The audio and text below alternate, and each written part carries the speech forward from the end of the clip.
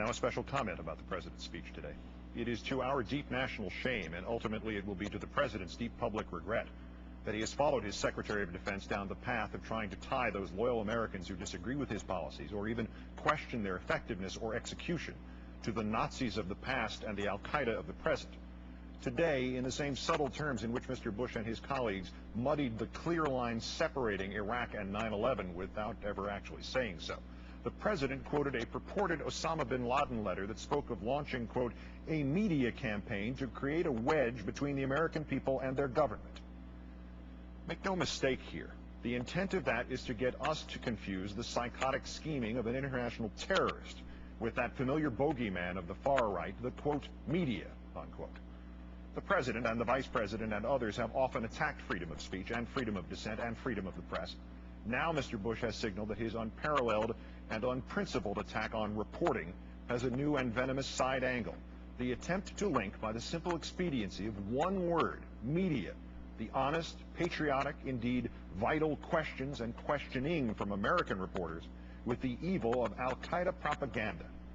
That linkage is more than just indefensible. It is un-American. Mr. Bush and his colleagues have led us before to such waters. We will not drink again.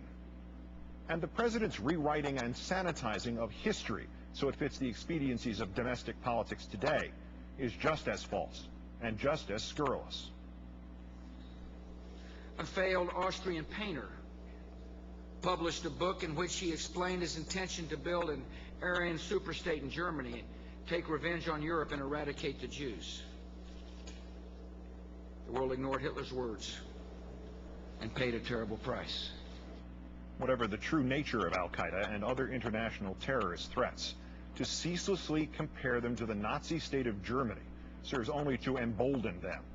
Moreover, Mr. Bush, you are accomplishing in part what Osama bin Laden and others seek, a fearful American populace, easily manipulated and willing to throw away any measure of restraint, any loyalty to our own ideals and freedoms for the comforting illusion of safety.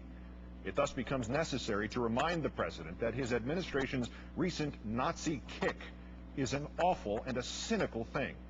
And it becomes necessary to reach back into our history for yet another quote from yet another time, and to ask it of Mr. Bush. Have you no sense of decency, sir?